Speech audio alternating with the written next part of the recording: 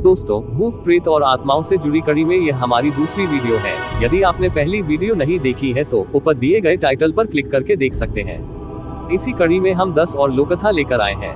तो दोस्तों आइए हम यह वीडियो शुरू करते हैं। नंबर 1, नाले बा। दोस्तों, 1990 के दशक में कर्नाटक के लोग अपने दरवाजे के बाहर नाले बा लिखते थे, जिसका मतलब था कल आना। क्योंकि वहाँ के लोगों में दहशत फैली थी कि वहाँ रात के समय में चुड़ैल घूमती है और परिवार के सदस्य की आवाज में दरवाजे से पुकारती है, और माना जाता है कि जो भी दरवाजा खोलता था वो कभी नहीं मिलता। इस आत्मा को किसी पत्नी का चुड़ैल माना जाता था, जो शहर में अपने पति के तलाश में घूमती है। माना जाता था दरवाजे में नाले बा लिखने के कारण वह चुड़ैल कल आती थी और फिर इसे पढ़कर चली जाती थी, और ऐसा रोज चलता रहता था। दोस्तों, इस लोक कथा पर बॉलीवुड में एक मूवी भी बनी है जिसका नाम स्ट्रीट तुम कल आना है। Number 2, Aokigahara suicide forest. दोस्तों, ओकिगाहारा जापान में स्थित एक जंगल है और इसे सुसाइड फॉरेस्ट भी कहा जाता है, क्योंकि 1950 के बाद इस जंगल में 500 से भी ज्यादा लोगों ने आत्महत्या कर ली है। इस जंगल में चारों तरफ लोगों के कपड़े व जूते देखने को मिलते हैं और कोई भी अकेला इस जंगल में जाने से कतराता है। इस जंगल में इतने आत्महत्या की वजह यहाँ पर मौजूद भूत प्रेतों को माना जाता है, जिसके कारण यहाँ आने वाले लोग ऐसा कदम उठाने के लिए मजबूर होते हैं। Number 3, Poveglia island. दोस्तों, इटली में मौजूद पोवगलिया आइलैंड को मौत का टापू भी कहा जाता है और सरकार ने लोगों के इस टापू में जाने पर प्रतिबंध लगाया हुआ है। इसका इतिहास बहुत पुराना है, जब इटली में बहुत साल पहले फैली प्लेग की बीमारी फैली थी, जिसमें बहुत से मरीजों को यहाँ हॉस्पिटल बनाकर रखा गया, और जब मरीजों की संख्या बहुत ज्यादा हो गई तो कुछ को जिंदा जला दिया गया। इसके बाद इस हॉस्पिटल को सरकार द्वारा बहुत बार खोलने का प्रयास किया गया, लेकिन यहाँ असामान्य घटनाओं और भूत प्रेत दिखने की शिकायतों के बाद सरकार को यहाँ प्रतिबंध लगाना पड़ा। नंबर 4, टोयल टुयुल। दोस्तों, टोयल या टुयुल इंडोनेशिया और बहुत से एशियाई देशों के लोक कथाओं में माना जाने वाला ऐसे बच्चों की आत्मा है जो जन्म लेने से पहले ही माँ के गर्भ में मर जाते हैं। टुयुल का काम चोरी करना और दूसरों को नुकसान पहुँचाना है, लेकिन ये किसी की हत्या नहीं करता। इसकी आत्मा को काले जादू से बुलाया जाता है और किसी दूसरे के घर में चोरी करने के लिए इसका इस्तेमाल किया जाता है।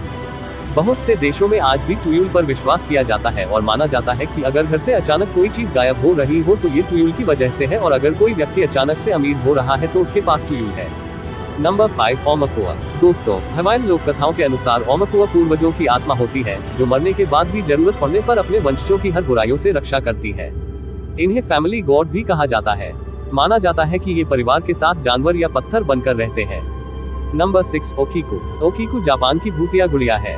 माना जाता है कि 1918 में एकिची सुजुकी नाम के लड़के ने इस गुड़िया को अपनी 3 साल की बहन ओकीकू के लिए खरीदा था और उसी के नाम पर गुड़िया का नाम भी रखा गया।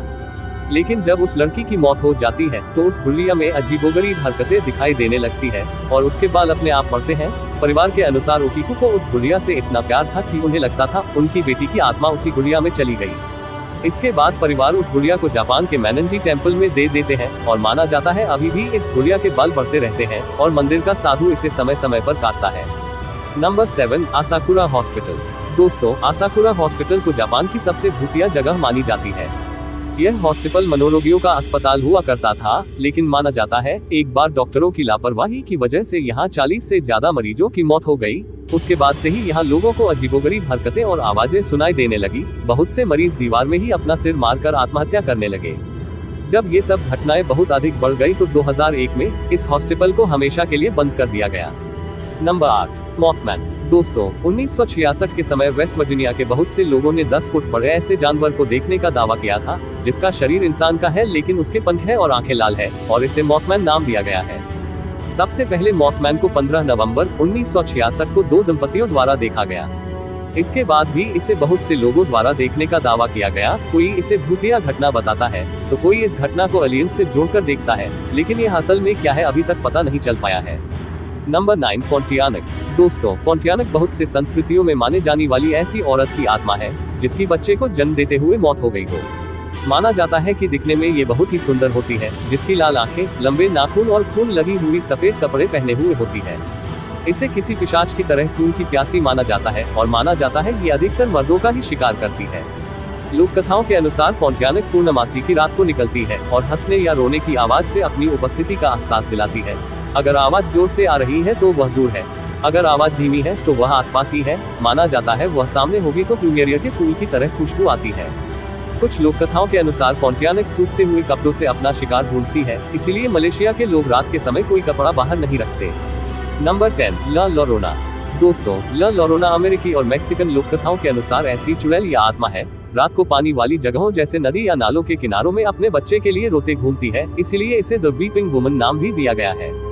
वहाँ के लोक कथाओं के अनुसार मरिया नाम की खूबसूरत औरत, जो 2 बच्चों की माँ होती है, वह एक दिन अपने पति के किसी दूसरे औरत के साथ देख लेती है, जिससे मरिया इतनी ज्यादा गुस्सा हो जाती है कि अपने छोटे बच्चे को पानी में डुबोकर मार देती है।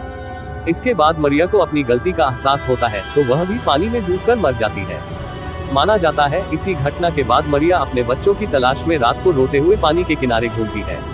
तो दोस्तों, आपको इन 10 लोक कथाओं में से कौन सी लोक कथा सबसे अच्छी लगी, आप कमेंट करके जरूर बताएं।